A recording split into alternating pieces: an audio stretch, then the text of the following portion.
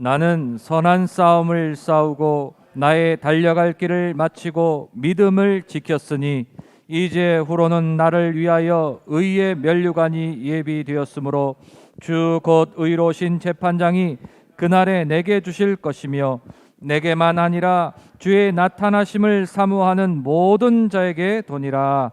아멘. 오늘 말씀의 제목은요, 나이 들면서 늘어나야 하는 것들. 좀 제목이 노골적인가요?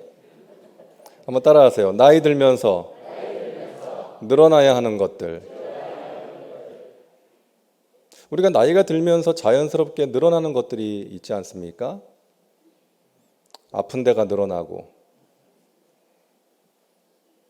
주름살이 늘어나고, 뱃살도 늘어나고, 흰머리가 늘어나고, 또 빠지는 머리도 늘어나고, 건망증도 늘어나고, 짜증도 늘어나고.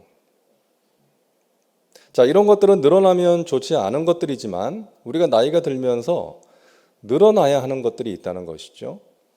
늘어나야 하나님 보시기에 또 사람들 보기에 아름답게 나이 들어갈 수가 있는 것입니다. 자, 오늘 우리가 함께 읽은 말씀은 사도 바울이 인생 말년에 사랑하는 영적인 아들 디모데에게 보내는 말씀이잖아요. 이 말씀을 보면 우리가 나이가 들어가면서 늘어나야 할 것들이 무엇인가 하는 것을 알 수가 있습니다. 첫째로 영적인 힘이 늘어나야 됩니다. 우리가 나이가 들어갈수록 몸의 힘은 빠지지만 영적인 힘은 늘어나야 된다는 거예요. 디모데후서 4장 7절에 나는 선한 싸움을 싸우고 라고 말씀합니다. 바울은 자신의 삶을 돌아보면서 나는 선한 싸움을 싸웠다. 이 표현이 참 적절한 표현이죠. 우리의 인생길은 선한 싸움의 길입니다. 주먹이나 무기로 싸우는 싸움이 아니라 기도로 싸우는 영적인 싸움이죠. 악한 영들과의 싸움입니다. 제가 터키에 살 때 사도 바울을 생각할 때가 자주 있었다 그랬잖아요. 바울이 거했던 땅이고 복음을 전했던 땅이기 때문에 사도 바울을 생각할 때가 자주 있었는데 주로 이런 생각이었어요. 바울이 얼마나 힘들었을까. 그 바울이 다녔던 여정을 제가 지도로 쭉 봤는데 오늘날의 터키 지도로 봤는데 그 거리가 상당합니다. 물론 오랜 세월 이제 바울이 걸어 다니거나 뭐 말이나 낙타 타고 다녔겠죠. 먼 길을 다닌 거예요. 오늘날은 뭐 비행기 타고 갈 수도 있고 뭐 도로도 잘 닦여 있지만 그 당시에는 그렇지 못했잖아요. 얼마나 힘들었을까. 낮에는 더위와 싸우고 밤에는 추위와 싸우면서 먼 길을 다닌 거예요. 뭐 병원도 제대로 없었던 시대. 가다가 몸이 아프면 그냥 앓는 것이죠. 복음을 전할 때 사람들이 언제나 환영했나요? 핍박이 있었습니다. 그렇게 힘들게 복음을 전해서 세운 교회가 부흥하고 성장하면 기쁘고 좋았을 텐데 뭐 분열이 되고 다투고 있다는 소식도 들려온 거예요. 참 바울이 힘들었겠다. 그런 생각을 자주 했거든요. 근데 우리가 아는 것처럼 사도 바울은 끝까지 표대를 향해서 달려가지 않았습니까? 어떻게 어려움들을 이겨낸 거예요? 영적인 힘으로, 기도로 이겨낸 것이죠. 그래서 자신의 경험을 바탕으로 사랑하는 성도들에게 이렇게 권면합니다. 빌립보서 4장 6절과 7절이죠. 우리 같이 읽겠습니다. 아무것도 염려하지 말고 다만 모든 일에 기도와 간구로 너희 구할 것을 감사함으로 하나님께 아뢰라. 그리하면 모든 지각에 뛰어난 하나님의 평강이 그리스도 예수 안에서 너희 마음과 생각을 지키시리라. 아멘. 여러분, 바울도요, 염려할 게 많이 있었어요. 염려거리가 많이 있었습니다. 하지만 염려 대신에 기도를 선택한 거예요. 염려할 시간에 기도를 한 것입니다. 그랬을 때에 모든 지각에 뛰어난 하나님의 평강이, 세상이 줄 수 없는 하나님의 평강이 그리스도 예수 안에서 바울의 마음과 생각을 지켜주었던 거예요. 오늘 이 밤에 기도하는 저와 여러분에게 이와 같은 은혜가 있기를 바랍니다. 우리의 마음에 염려가 있고 불안이 있고 우울함이 있고 답답함이 있고 낙심이 찾아올 때가 있지만, 우리가 염려와 낙심 대신에 기도를 선택할 때에, 기도를 실천할 때에 하나님이 주시는 평강으로 우리의 마음과 생각을 지킬 수가 있다는 것 여러분 기억하시고, 그 세상에 줄 수 없는 하나님이 주시는 그 은혜와 평강을 누리는 이 밤이 되시기를 주님의 이름으로 축원합니다. 기도의 중요성 모르는 사람 없어요. 신앙생활 조금만 하면 기도가 중요하다는 거 다 압니다. 중요한 것은 실천이죠. 내가 얼마나 시간을 내어서 기도하고 있느냐. 내가 예전에 기도 많이 했다, 뜨거웠다, 성령 충만했다, 이게 중요한 게 아니라 지금 나의 영적인 상태가 어떠한가, 하나님과의 관계가 어떠한가, 내가 지금 성령 충만한가, 이게 중요한 것이죠. 그러니까 성경에 나와 있는 성령 충만에 대한 말씀은 완료형이 아니에요. 다 진행형으로 되어 있습니다. 성령의 충만은 날마다 순간마다 우리가 받아야 되는 거예요. 과거에 성령 충만했다고 지금 성령 충만한 게 아니라는 거예요. 내가 오늘 이 시간 성령 충만하지 못하면 낙심에 사로잡힐 수 있고, 두려움 가운데 빠질 수 있고, 넘어질 수 있고, 하나님의 뜻대로 살지 못할 수 있고, 내 주위 사람과 교회에 상처를 줄 수가 있다는 거예요. 나이가 들수록 기도를 더 많이 해야 될 것 같아요. 저 같은 경우는 그렇더라고요. 나이가 들수록 괜시리 좀 마음이 울적해질 때가 있더라고요.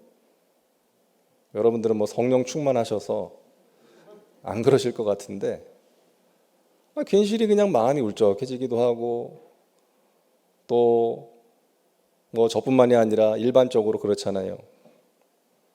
내가 인생 뭐 이러려고 열심히 살았나, 인생이 이런 건가, 뭐 이런 생각이 들기도 하고, 또 사랑하는 자식들 시집 보내고 장가 보내고 나서 빈 둥지 증후군에 걸려서 막 우울해하기도 하고, 막 말도 이상하게 나오고, 막 안 해야 될 말 괜히 하고, 막 행동도 이상하게 나오고, 싸나워지고, 그리고 노욕에 사로잡혀서 사람들 눈살 찌푸리게 하고.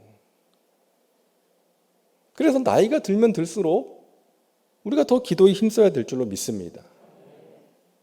사랑하는 여러분, 날마다 성령으로 충만하시기를 바랍니다. 우리가 나이가 들어가면서 몸의 힘은 빠지지만 영적인 힘은 더욱더 늘어나서 우리 믿음의 후배들, 우리 자녀들에게 아름다운 신앙의 모습을 보여주고 선한 영향을 끼치며 살아가시기를 주님의 이름으로 축원합니다. 영적인 힘이 늘어나야 됩니다. 두 번째로요, 사랑이 늘어나야 됩니다. 한번 따라 하실까요? 사랑이 늘어나야 합니다. 여러분, 바울이 갈라디아 교인들에게 보낸 편지를 보면은 이런 말을 합니다. 사랑하는 자녀들아, 너희 안에 그리스도의 형상이 이루어지기까지 내가 다시 너희를 위하여 해산하는 수고를 하겠다. 이런 말을 해요. 여러분, 해산하는 수고가 어떤 수고인지 애를 낳아보신 분들이나 그 애 낳는 것을 옆에서 지켜보신 분들은 잘 아실 거예요. 저는 경험 못 해봤고 보지도 못했지만 잘 알아요. 그 고통이 어떤 고통인지. 여러분, 지금 바울이 그런 수고를 아끼지 않겠다는 거예요. 누군가의 변화를 위해서, 그 사랑하는 성도들의 심령 가운데 예수 그리스도의 그 마음이 부어지기를 위해서, 그들이 예수님을 닮은 사람이 되도록 하는 일을 위해서 실망했지만, 안 됐지만 다시 너희를 위하여 내가 해산하는 수고를 아끼지 않겠다는 거예요. 그들을 예수님 앞에 올바로 세우기 위해서 자기가 그 해산하는 수고를 다시금 하겠다는 거예요. 여러분, 이거 사랑이 없으면 불가능한 건 아닙니까? 사랑이 없으면 할 수 없는 거예요. 저 같은 목회자들에게, 또 우리 지구역장들에게, 교회의 직분 맡은 사람들에게 특히 필요한 하나님의 마음인 줄로 믿습니다. 우리에게 이 마음이 있어야 돼요. 해산하는 수고를 아끼지 않는 마음. 교회를 위해서, 영혼들을 위해서. 여러분, 자녀들 사랑하시잖아요.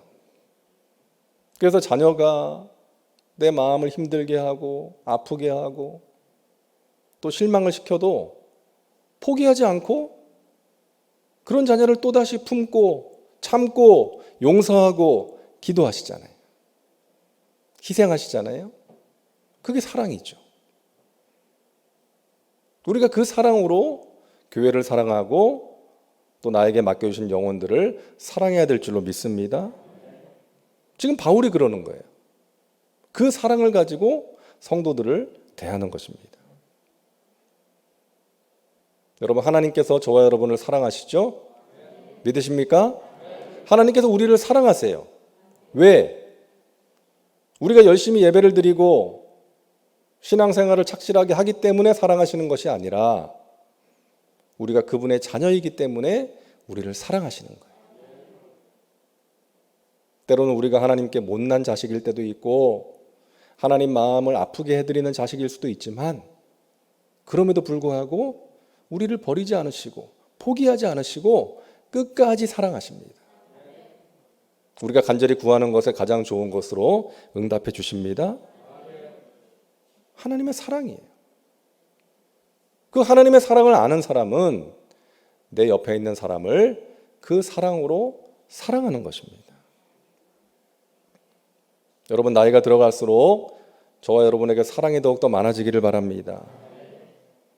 모세는 나이 40대 욱해가지고 사람 때려 죽였어요.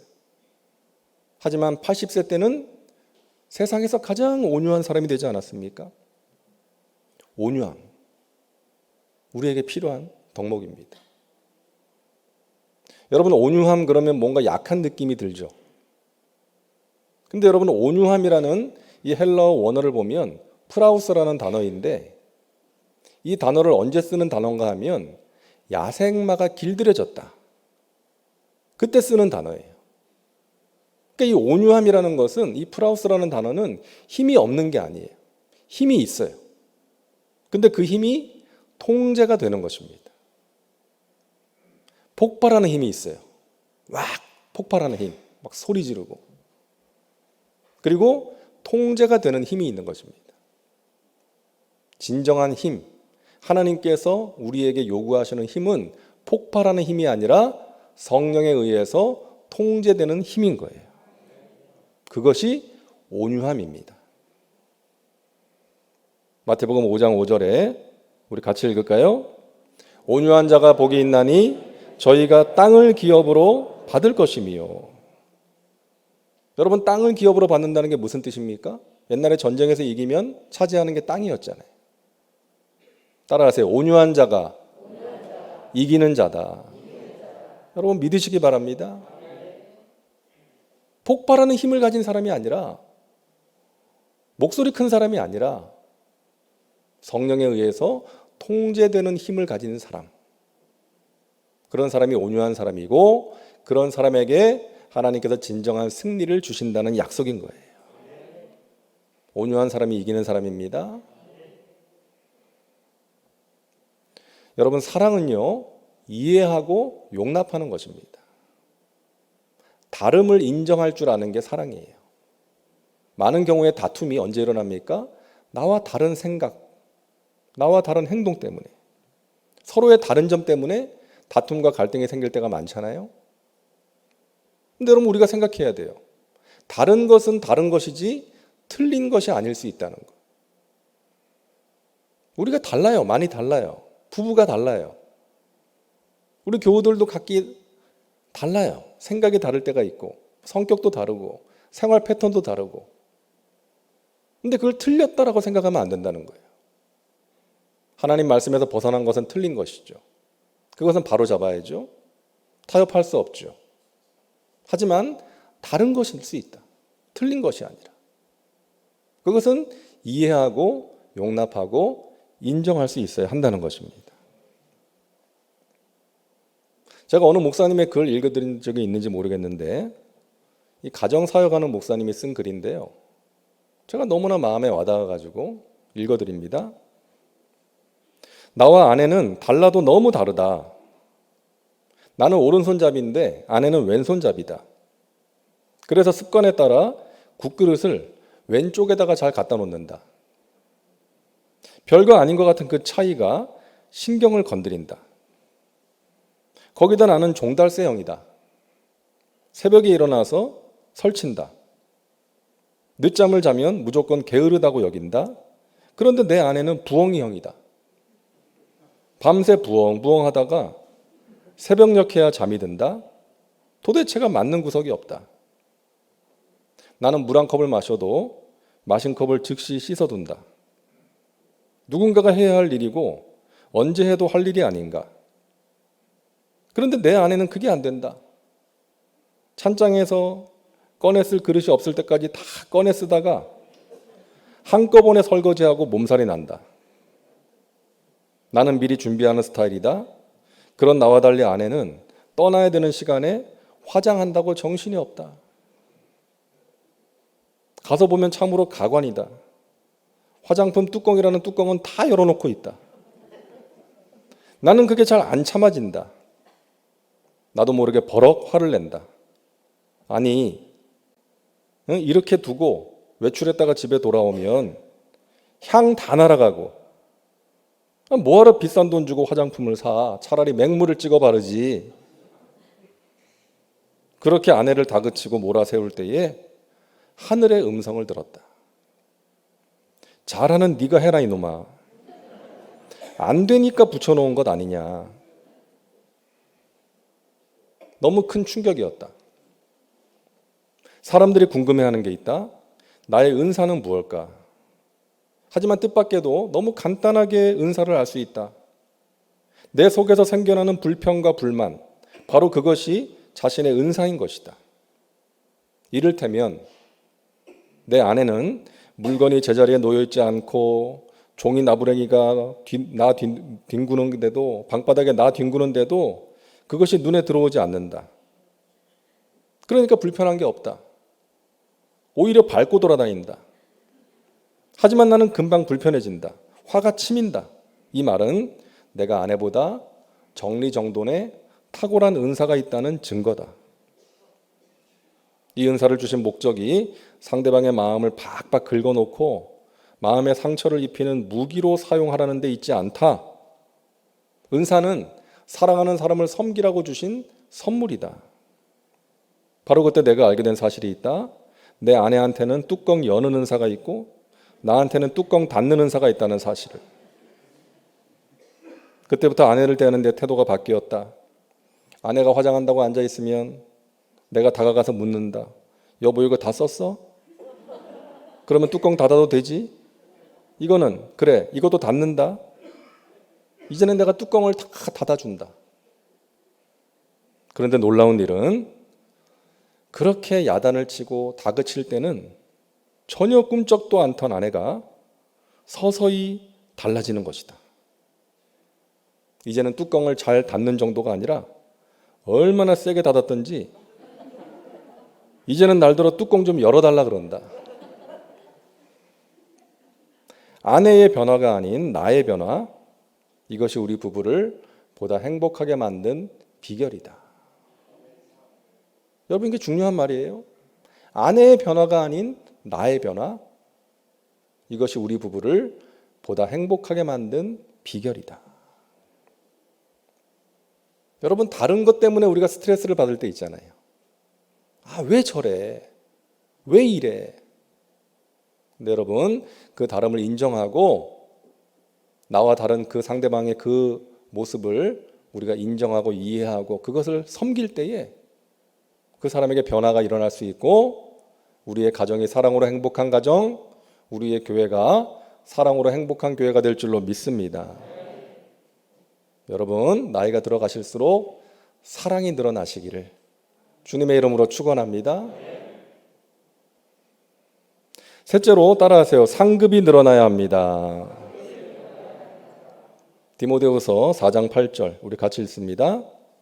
이제 후로는 나를 위하여 의의 면류관이 예비되었으므로 주 곧 의로우신 재판장이 그날에 내게 주실 것이며 내게만 아니라 주의 나타나심을 사모하는 모든 자에게도니라. 아멘. 여러분, 바울은 상급에 대한 확신이 있었어요. 그 확신이 있었기 때문에 아무도 알아주지 않아도 하나님께서 맡긴 그 사명을 위해서 표대를 향해서 최선을 다해서 달려갔던 것입니다. 여러분, 하나님이 알아주시면 되는 거 아니에요? 사람들이 알아주지 않아도 하나님이 알아주시면 되는 거 아닙니까? 여러분, 믿는 사람과 믿지 않는 사람의 차이가 어디 있습니까? 우리 믿는 사람은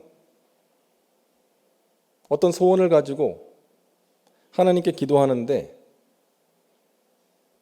그 소원의 기도가 이루어지지 않을 수 있어요. 우리 믿는 사람도 병에 걸릴 때가 있고요. 병 고쳐달라고 기도했는데 고침받지 못하고 세상을 떠날 수도 있어요. 이 세상에서는 믿지 않는 사람이 더 잘 나갈 수도 있고요. 더 많은 것을 가질 수도 있고 더 많은 일을 이룰 수도 있어요. 믿는 사람이나 믿지 않는 사람이나 별로 다를 게 없어 보일 때도 있어요. 그럼 믿지 않는 사람들이 그럴 수 있죠. 예수 믿어도 별거 없네. 다를 거 없네. 근데 여러분, 다를 게 없는 것입니까? 엄청나게 다른 것이죠. 왜? 우리의 삶은 이 세상에, 이 땅에서의 삶이 끝이 아니기 때문에, 우리의 이 땅에서의 삶은 영원한 나라로 이어지기 때문에, 이 땅에서의 삶이 때로는 우리 마음대로 되지 않을 때가 있고 내가 소원하는 대로 이루어지지 않을 때가 있고 우리 믿는 자들도 몸이 아플 때가 있고 또 병에 걸려서 세상을 떠날 수도 있지만 우리가 이 힘들고 광야 같은 세상길을 걸어가면서 살아계신 하나님을 의지하는 믿음으로 최선을 다해서 하나님의 말씀대로 살아내기 위해서 주님의 기쁨이 되기 위해서 힘쓰면서 살아가면 뭐라고 약속하십니까? 하늘의 공력이 쌓인다라고 약속하시는 거예요. 우리는 그 약속을 믿는 거 아닙니까? 우리의 소망은 하늘에 있는 것이죠. 물론 이 땅에서도 하나님께서 우리가 살아가는 데 필요한 것들을 공급해 주시고 우리의 병을 고쳐주시고 영혼이 잘된 같이 범사가 잘되며 강건한 복을 주세요. 여러분, 그 복을 꼭 누리며 살아가시기를 바랍니다. 그리고 우리의 궁극적인 관심과 목표는 하늘이 되어야 되는 거예요. 영원한 나라가 되어야 되는 것이죠. 그래서 우리는 이 땅을 살아가는 동안에 때로는 힘들고 괴롭고 내 인생이 내 마음대로 되지 않고 그럴 때가 있다 할지라도 낙심 가운데 주저앉아 있는 것이 아니라 눈을 들어 하늘 바라보고 나의 힘이 되시고 도움이 되시는 하나님을 붙들고 의지하면서 하루하루 승리의 삶을 살아내야 되는 것입니다. 그리고 이 땅에서 최선을 다해서 살아가고 하나님이 우리를 부르시면 영원한 하나님 나라에 가서 하나님이 주시는 상급을 받아 누리고 우리 하나님과 함께 영원한 천국 백성으로서 살아가게 될 줄로 믿습니다. 하늘의 상급이 쌓이는 거예요. 하늘의 상급이 쌓이는 것입니다. 평생을 선교지에서 복음을 전한 어느 선교사님의 이야기입니다. 외국분인데 안타깝게도 아들이 말라리아에 걸려서 먼저 세상을 떠납니다.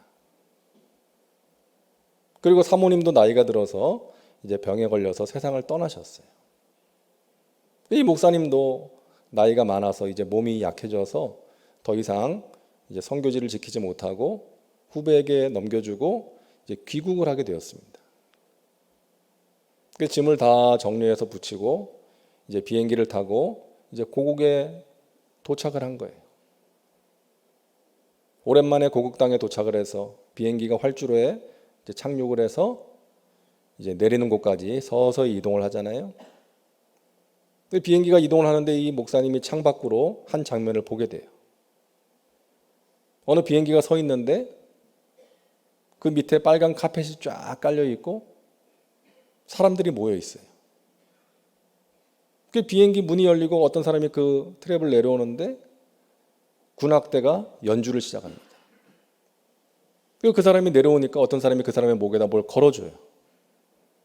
그러니까 예포가 펑펑 터집니다. 어떤 공을 세우고 돌아온 사람의 귀국 행사였던 거예요. 그 모습을 가만히 보더니 선교사님의 눈에 눈물이 주르륵 흘러내립니다. 그러면서 기도해요. 주님, 저도 주님을 위해 싸운 군사가 아닙니까? 저 사람은 몇 년 동안의 전쟁이었지만 저는 평생의 전쟁이었습니다. 그런데 아무도 저를 마중 나온 사람은 없고 저를 위해서 박수 쳐주는 사람도 없습니다. 왜 저의 귀국길은 이렇게 외롭고 초라해야 합니까? 그렇게 탄식 같은 기도를 드리면서 눈물을 흘리는데 이분의 마음을 성령께서 만져주시는 거예요. 하나님의 음성이 이분의 마음을 사로잡습니다. 사랑하는 아들아, 저 사람 앞에 놓인 빨간 카펫이 멋지게 보이니? 저 사람에게 사람들이 외치는 그 환호성이 네 마음을 사로잡냐? 저 사람의 목에 걸린 그 빛나는 훈장이 네 마음을 무겁게 하니? 그럴 수 있지. 하지만 아들아 기억해라. 너는 아직 너의 나라에 도착하지 않았다. 너가 너의 나라에 도착할 때 내가 네 앞에다가 황금 카펫을 깔아줄 거야. 천군 천사가 너에게 환호를 보내고 나팔을 울릴 것이다.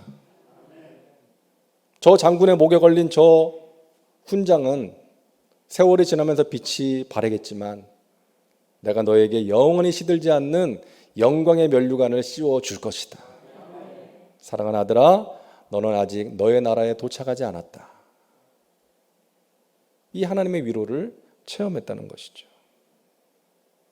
사랑하는 여러분, 우리가 장차 하나님 나라에 들어갈 때 하나님께서 우리를 영광 가운데 맞이해 주실 것입니다. 우리의 머리에 시들지 않는 영광의 면류관을 씌워 주실 것입니다. 빛나는 상을 내려 주실 거예요. 신성종 목사님, 충영교회 담임하셨던 그 충영교회 장로님이셨던 김영삼 대통령 시절에는 청와대 예배 인도하셨고 많은 책도 쓰시고 또 총신대 신대원 원장도 하셨고 충영교회 사역을 마치고 나서는 그 미주 성산교회 LA에 있는 아주 규모가 큰 한인교회 담임 목사하셨고 그 미국의 사역을 마치고 귀국해서 대전의 교회를 개척해서 사역하다가 은퇴를 했어요. 그분이 은퇴하시고 나서 어떻게 지내나 소식이 뜸했는데 몇 년 전에 국민일보 이태영 기자가 쓴 책을 통해서 이제 그분의 소식을 우리가 듣게 됐죠. 선교지를 다니고 있다는 거예요. 70이 넘은 나이에 캄보디아, 인도 그런 열악한 선교지에 가서 사람들에게 커피를 내려주면서 복음을 전하고 있다.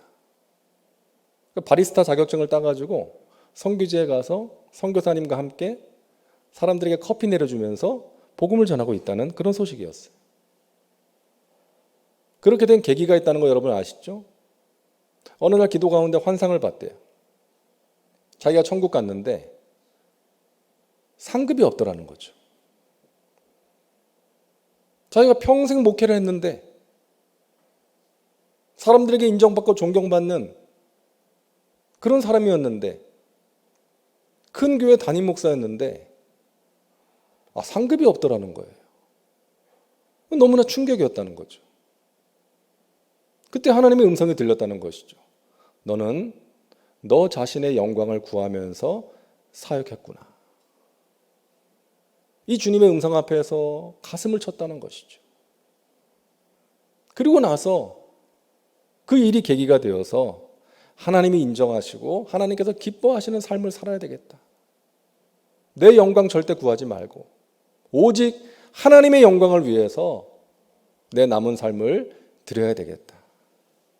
그래서 선교지를 다니면서 겸손하게 낮아져서 70의 노구를 이끌고 그런 사역을 하게 되었다는 그런 이야기 아닙니까?